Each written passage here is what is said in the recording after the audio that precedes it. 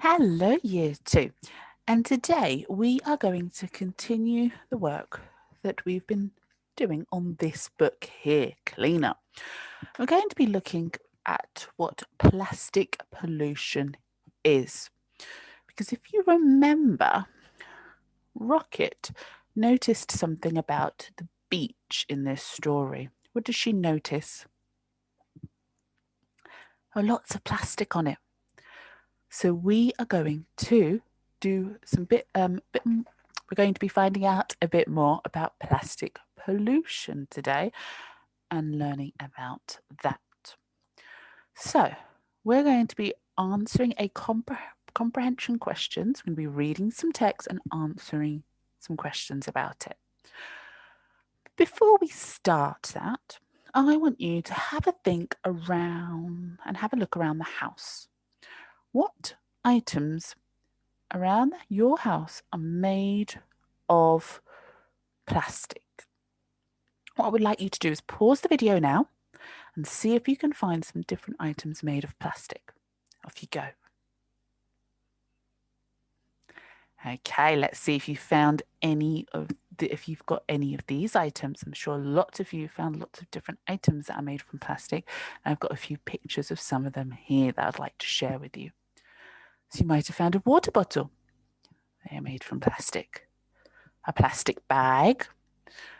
In the last few years, a lot of us have become a lot better at plastic bags, and we take them back to the supermarket with us and we're reusing it that way, which is great. Lego is made from a hard type of plastic. We do reuse it a lot when we're building.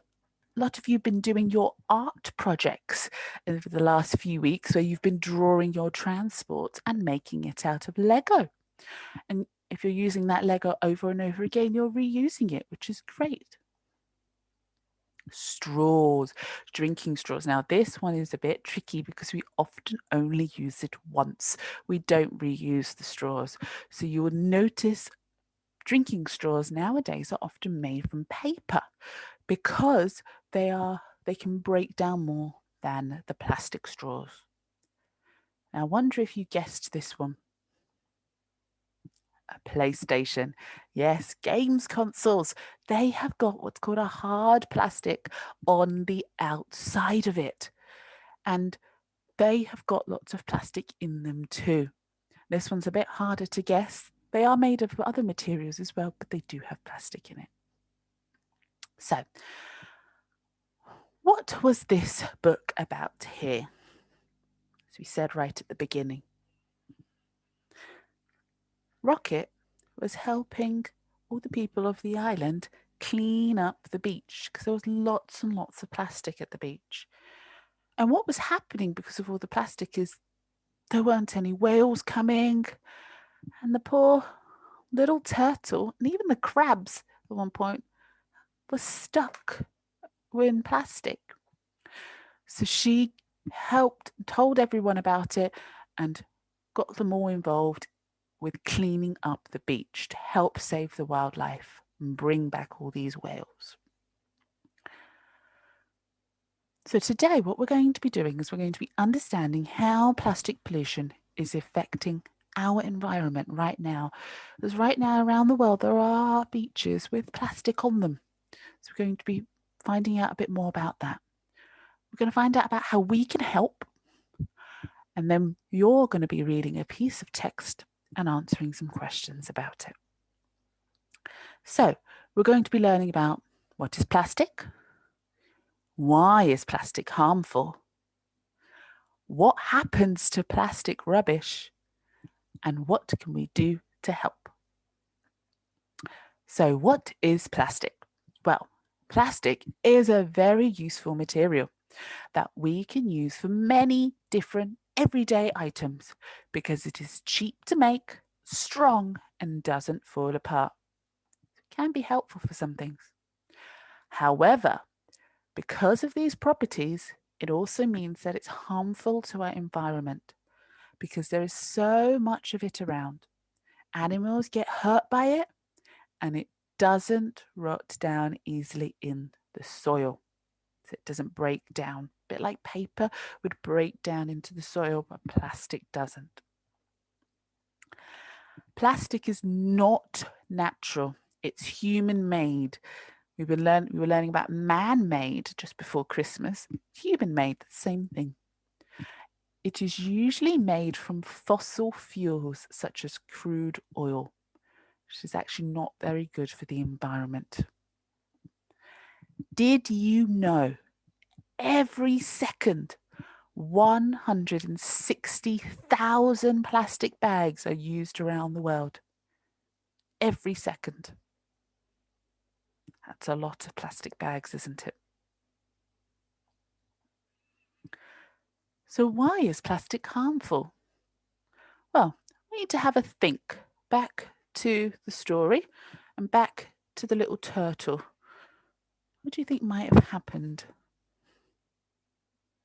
Yeah, it got stuck around its neck, so it might have not been able to breathe, might not have been able to move properly or eat. Worms and tiny creatures in the soil cannot break down plastic like they can with leaves or banana skins or apple cores. All of these are called natural materials, and they can be broken down, but man-made ones we can't. Because of this means that plastic rubbish stays in the environment for many, many years after it has been used. It will just stay around for year after year after year. Well, plastic is harmful for both humans and wildlife. This is similar to what's happened to the turtle. It got stuck in some plastic. Animals often get confused and they eat the plastic because they think it's food, especially if it's small. They could get trapped inside litter, a bit like this one, and it could hurt them. They could even die from it. Most plastic in the world either ends up buried in the ground or dumped into the sea.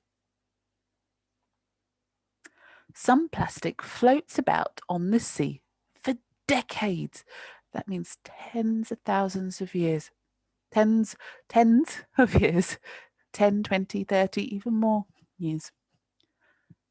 And is eaten by sea creatures such as whales and seabirds. However, most plastic sinks to the bottom of the sea. For some plastic, and you might have done this when you are experimenting at home, some plastic floats, but the harder plastic sinks in the water, and that would go straight to the bottom. It becomes brittle, and we've been learning about that in science. Do you remember what that means? Yeah, it breaks into small pieces. These get mixed up with plankton, plankton is something that a lot of fish eat.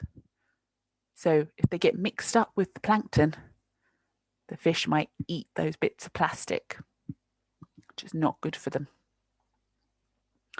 Plastic in our oceans is dangerous to the wide range of sea life. So what happens to plastic rubbish? Well, most plastics are called single-use plastics. This means that they have only been used once. For example, packaging on a toy in a shop, the bottle of a fizzy drink, they're called single-use plastics. When a toy has been opened or the drink has been drunk, the plastic becomes rubbish. So what can we do to help? Well, don't buy bottled water. Reuse your bottles or buy a bottle that you can refill. So carrying a reusable bottle and filling it up is important. And at school, we saw lots of you bringing in those water bottles that you could refill, which is brilliant. Always put rubbish in the bin and take it home with you to recycle. So if you are out having a picnic or you went to the beach, don't leave rubbish around. Take it with you if you can't find a bin and put it in the bin at home. Because if you leave it around, it might get swept in the sea, an animal might come by and take it thinking it's food, and it could hurt the wildlife. Say no to plastic straws or bags. So if you go to the shop, you might have your own bag, which is brilliant. So put your things in there. You might be able to ask for a paper straw instead of a plastic straw, because these can break down easily. You could go on a litter pick with your grown-up. Some councils give out free litter picking equipment to volunteers and will collect the rubbish that you pick up. So you could help pick up the rubbish around. And these words, some of these words were in our story right at the back. Reject, reduce, reuse, and recycle. Think about all the rubbish you throw away at home. Can you stop buying some plastic items? Can you reuse some of the plastic?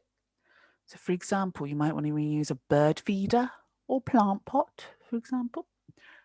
And can you give old toys to the charity shop? So for example, if you have a yogurt pot around right now, you might decide to keep it, because I know that after the half term, we're going to be doing some activities where you might need a yogurt pot. So you could decide, okay, I've had my yogurt, I'm not going to throw it away. I'm going to rinse it out so it's nice and clean and keep it somewhere so I can use it again. So what are you going to do today? Well, you will find that there is a piece of paper with some reading on it. You're going to choose whichever one you want to read. They're different stars, and they are often linked closer to your book band. So if you are a white, gold, lime reader, you can read the one that's a 3-star. If you're a purple, a turquoise reader, you can read the 2-star. And if you're an orange or a green reader, you can read the 1-star. Okay, so choose your reading one suitable to your book band, and then grab the questions. See if you can answer the questions using the text. Okay, you might need to underline key bits in the text to help you fill in some of these answers. Okay, it's your turn to get started now. So grab your comprehension activity and off you go. I'll see you all tomorrow. Bye-bye, everyone.